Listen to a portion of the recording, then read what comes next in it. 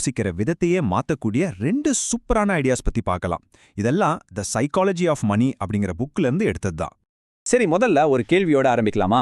நீங்க சொல்லுங்க, பணக்காரர் ஆகிறதுக்கு, அதாவது செல்வத்தை உருவாக்குறதுக்கு நம்ம கிட்ட இருக்கிற மிக சக்தி வாய்ந்த டூல் எதுன்னு நினைக்கிறீங்க? நிறைய பேர் என்ன நினைப்போம், பெரிய பெரிய ஸ்ப்ரெட்ஷீட்ஸ், பயங்கரமான ரிஸ்க் எடுக்கிற இன்வெஸ்ட்மெண்ட்ஸ், இல்லனா கை நிறைய சம்பளம், இதெல்லாம் தான் முக்கியம்னு. ஆனா உண்மையிலே அப்படியா? அது இல்ல. பதில் ரொம்பவே சிம்பிளான ஆனா ரொம்ப ஆச்சரியமான ஒரு விஷயம். நம்மளோட ஃபைனான்ஷியல் சக்சஸ்ங்கிறது நம்ம அறிவை விட நம்மளோட பழக்க வழக்கங்கள், நம்மளோட நடத்தையில தான் அதிகமா அடங்கியிருக்கு. அப்ப முதல் முக்கியமான ஐடியாவுக்கு வருவோம். என்னன்னா, செல்வம் சேர்க்கறதுங்கிறது நீங்க எவ்வளோ சம்பாதிக்கிறீங்கன்றதை விட அதுல எவ்வளோ சேமிக்கிறீங்கன்றதை பொறுத்து தான் இருக்கு. இது ரொம்ப முக்கியமான பாயிண்ட். இதை இன்னும் நல்லா புரிஞ்சிக்க வாங்க ஒரு சுவாரஸ்யமான ஒப்பீட்டை பார்ப்போம்.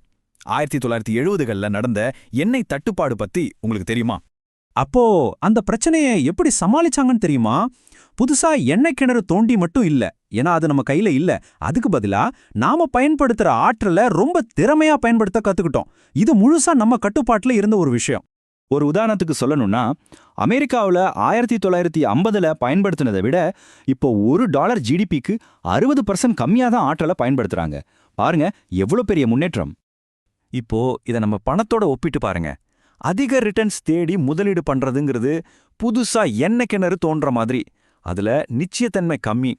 ஆனா நம்ம சேமிப்பு விகிதத்தை அதிகப்படுத்துறது, ஆற்றலை சிக்கனமா பயன்படுத்துற மாதிரி. அது முழுசா நம்ம கையில இருக்கு, நிச்சயமான பலன் தரும். சரி, அப்போ சேமிப்பு ரொம்ப முக்கியம்னு புரிஞ்சிருச்சு. ஆனா அந்த சேமிப்பை எது தீர்மானிக்குது? வெறும் கணக்கு வழக்கு பார்க்கறது மட்டுமா? இல்லவே இல்ல. அது நம்ம மனநிலையை பொறுத்தது. வாங்க அதை பத்தி பாப்போம். இங்க ஒரு ரொம்ப பவர்ஃபுல்லான ஒரு வரையறை இருக்கு. சேமிப்புனா என்ன தெரியுமா? அது உங்க ஈகோவுக்கும் உங்க வருமானத்துக்கும் நடுவுல இருக்கிற கேப்பு தான். அப்படின்னா என்ன அர்த்தம்? நீங்க அதிகமா சேமிக்கணும்னா உங்க சம்பளத்தை ஏத்தணும்னா அவசியம் இல்ல. அதுக்கு பதிலா உங்க பணிவை அதிகமாக்கி ஆசைகளை குறைச்சு அடுத்தவங்க என்ன நினைப்பாங்கன்னு கவலைப்படாம இருந்தாலே போதும். ஓகே, முதல் ஐடியா சேமிப்பை பத்தி. இப்போ 2வது ஐடியாவுக்கு வருவோம். இது நாம பண விஷயத்துல எப்படி முடிவெடுக்கிறோங்கிறத பத்தினது. நாம எப்போதுமே 100க்கு 100 கரெக்டா தர்க்க ரீதியா தான் யோசிக்கணுமா? நாம ஒன்றும் கம்ப்யூட்டர் இல்லையே, மனுஷங்க தானே. அதனால எப்பவும் ஒரு மிஷின் மாதிரி கரெக்டா யோசிக்கிறத விட ஓரளவுக்கு நியாயமா பிராக்டிக்கலா இருக்கிறது தான் லாங் ரன்ல ரொம்பவே நல்லது. இதுக்கும் ஒரு சூப்பரான கதை இருக்கு. மெடிக்கல் ஹிஸ்டரியில நடந்த ஒரு ஆச்சரியமான சம்பவம். ஒரு டாக்டர் நோயை குணப்படுத்த உடம்போட இயற்கையான பாதுகாப்பு மூலையான காய்ச்சலையே ஒரு மருந்தா பயன்படுத்தினாரு. இப்ப யோசிச்சு பாருங்க, தர்க்கப்படி பார்த்தா, அதாவது ரேஷனலா பார்த்தா, காய்ச்சல்ங்கிறது உடம்பு கிருமிகளை எதிர்த்து போராட உதவுது. சோ அது நல்லது. ஆனா நியாயமா, அதாவது ரீசனபிளா பார்த்தா என்ன தோணும்?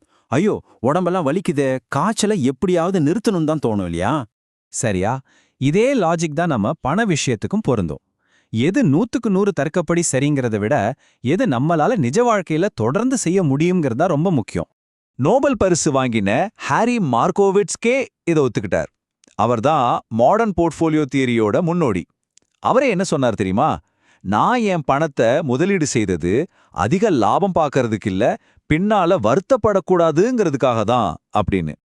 அதனால தான் சொல்றோம், பேப்பர்ல பார்க்க சூப்பரா இருக்கிற ஒரு பிளானை விட உங்களால நிஜமா ஃபாலோ பண்ண முடியற ஒரு பிளான் தான் பெஸ்ட்.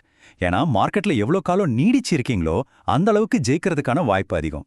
வான்கார்ட் நிறுவனத்தோட நிறுவனர் ஜாக் போக்லே கூட அவரோட மகனுக்காக அதிக ஃபீஸ் வாங்குற ஒரு ஃபண்ட்ல முதலீடு செஞ்சார். ஏன்னு கேட்டதுக்கு, குடும்பத்துக்காக சில விஷயங்கள் செய்ய வேண்டியிருக்கு, வாழ்க்கை எப்பவுமே தர்க்கப்படி மட்டும் நடக்கிறது இல்லைன்னு சொன்னார். சரி, அப்போ முதல் ஐடியா அதிகமா சேமிக்கிறது.